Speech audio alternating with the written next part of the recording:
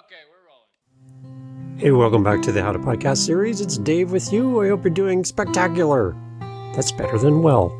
And I'm glad you're here. And we're going to be talking about a book that I've been reading and an interview that I did recently on my Living the Next Chapter podcast. And the fact that we, as podcast hosts, we need to create a safe place for our guests. It's really important for us and to be focused on this and intentional about this, that when a guest comes on our show, that we create the right environment for a great conversation. And you're like, Dave, I don't have guests on my show. I'm a solo podcaster, so I'm going to leave now.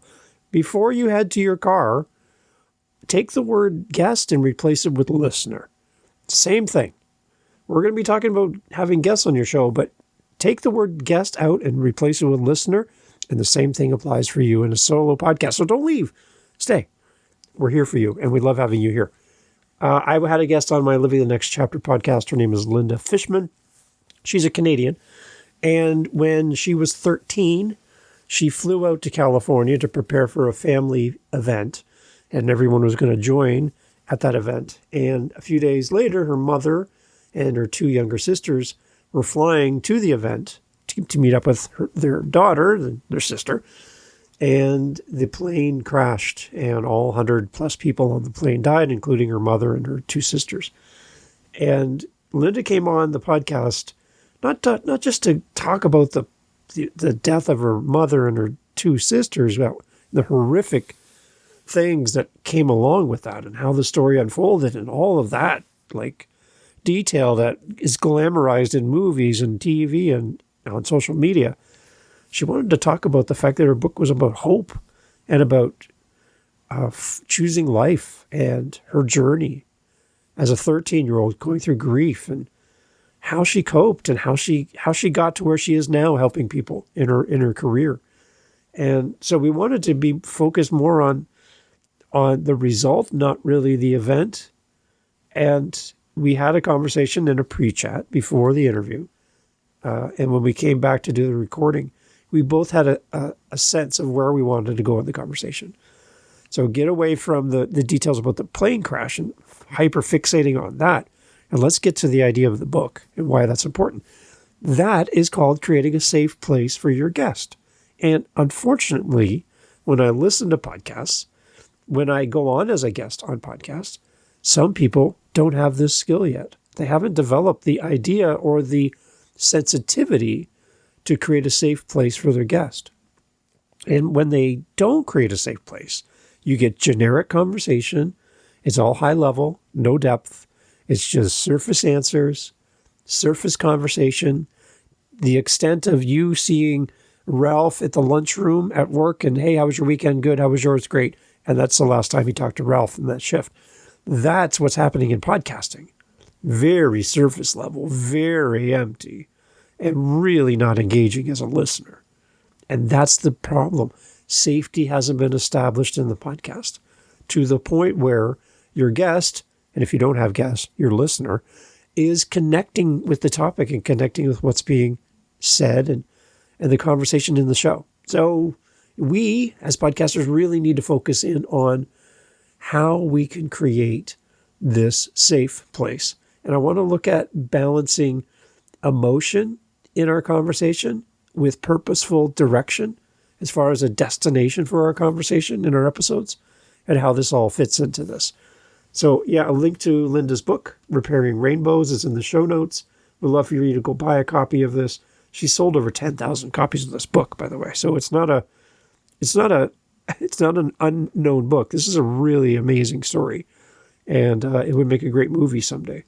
But yeah, Linda Fishman, Repairing Rainbows, in the show notes. Let's chat more. Some of us have content that can be heavy at times, right? You see those trucks on the road and they have that sign on the back, heavy load, and it's like, ooh, we got to keep back from that. That's dangerous. That's a heavy load on that truck, right? We have heavy loads as far as the level and depth of the conversation that happens in our podcast. And when a guest shares something heavy like that on our show, our role is not to fix the conversation or sanitize the conversation or rush past it, make your guests feel rushed as they speak. We're here to acknowledge it to let it land for the guest and for the listener, and give the moment the space it deserves to breathe. And when I listen to podcasters who speak at 100 miles an hour, you're not giving space for anything.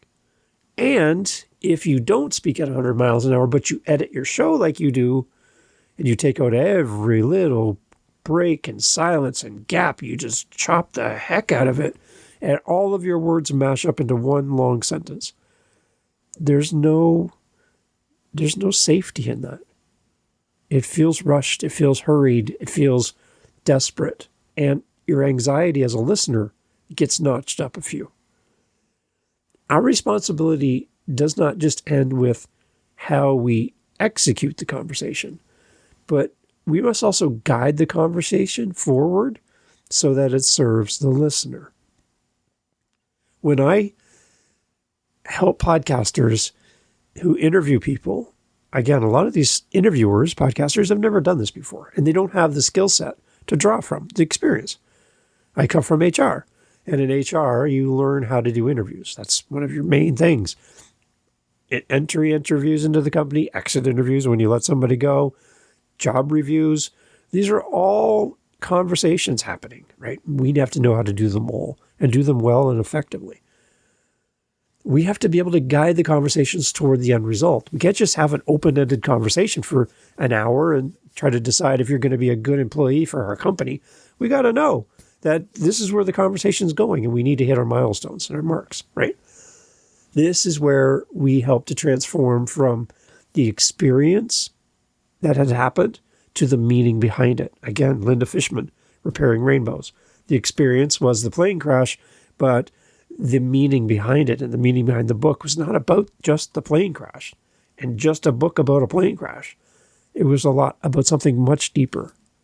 We need to ask questions like what did you learn from that? Or what would you want someone listening to take away from this? I like in Living the Next Chapter, what's your love letter to a reader? Like, what do you want them to know? This book has arrived on their doorstep. They're ready to read for the first time. You come in the room and go, wait, before you read this book, I want you to know this. What is it? Those kinds of questions are different and safe. It allows the guest to move from vulnerability into value. We're always trying to move the conversation from here's something that happened to me and here's how it can apply to you and how it can help you, right? We don't want to just focus on here's what happened to me. There's a lot of trauma-based podcasts that just dwell in the trauma. They never move to the action or the result or the betterment of the person. And we just wallow in our trauma. And as a listener of those shows, they're exhausting because every episode is just so dark. Yes, that is a big part of your story, but we got to go somewhere with it. We can't just wallow in the mud of what happened to us. We have to grow and move forward. And we need to see that there's hope in our trauma and that we're doing something to make our life better. We're getting the help we need to move forward. Otherwise, the value is not there. We need to create an episode that's both real, that connects, and impactful. It has an impact on the person listening. I think this approach to building emotion and balancing our emotions with a purposeful direction, it really helps to understand the audience better and how we can connect with them better. There's a book by Viktor Frankl, Man's Search for Meaning, and it really emphasizes finding purpose and meaning even in difficult experiences. I'll have a link for that in the show notes as well. But in Victor's book, you really kind of get more of the foundation of this part of my conversation is based on that book. And that we really do need to balance, again, the emotion and the direction and how to pull out those purposeful moments. I think that's one thing that's an untapped skill in many podcasters. We focus on the obvious. We don't get to the heart of it. And that's where the real connection for the audience is when you get to the part where with your guest, you you go places they've never gone before.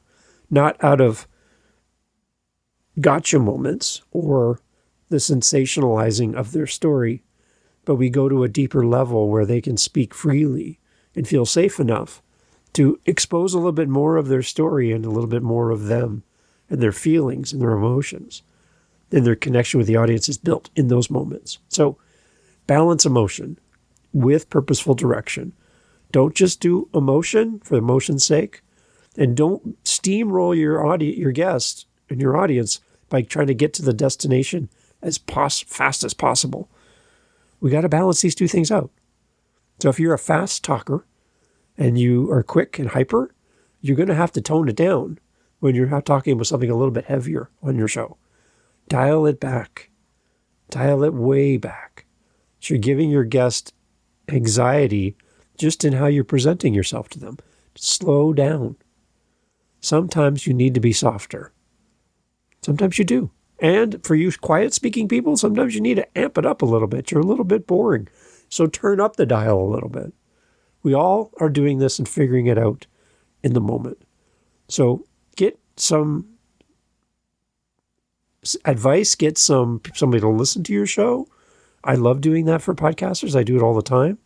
I'll listen to any episode you send me and give you my feedback, my honest feedback. And it's not critical. I don't have a podcast where I make fun of podcasters like some people do, which I find to be quite annoying. They're kind of a stain on podcasting, if you know what I mean. And I don't like that. So I'm not here to make fun of you and belittle you and make you do it my way. But I will give you feedback. I'll tell you on things you can improve. And I'll do it in a kind and gentle way. So you can always reach out to me at howtopodcast.ca. Always willing to listen to anybody's podcast. Give you advice on your questions, on your hosting abilities, on your intros, your outros, your music, the content, the length of your show, your website, whatever you want me to talk about. Happy to do that in private, not in public. But yeah, anytime. I'd love to help you. So reach out, howtopodcast.ca. Let's balance our emotion and our direction, please, and do a better job of that. Your audience is going to love you for it. So please do that. So here at the How to Podcast series, we love to hear from you. You might think that we get a lot of feedback. Man, we don't. We don't get a lot because people just feel like, why bother? Like, why? Does Dave really care what I have to say? And I do. I actually do really care what you have to say. I love your input. I love hearing from you. And we've started a survey for our listening audience, which includes you right here, right now. And I'd love, love, love for you to head over to howtopodcast.ca. And you'll see our survey right there on our website.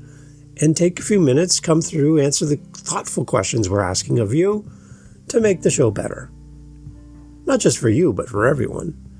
Your feedback is really going to help shape the show. And I selfishly just want to hear from you. So if you're thinking, Dave probably already knows what I think, I don't. I really don't. I'm not good at reading minds. My wife will confirm that completely. So I don't really know what you think of the show. I don't know if you like it, if you like how long the show is, how long the episodes are, that Dave's doing 365 episodes in a year. Oh my gosh. Like, I would love to hear from you and get your thoughts on this very show right here. So head over to howtopodcast.ca, click on our survey link. It's also in the show notes for every episode, in the most recent episodes, and I'd love to hear from you. So as a listener of this here very show, your feedback can make this show so much better. So much better. And I'm not drowning in emails and voice messages and speak pipes and buy me a coffees right now.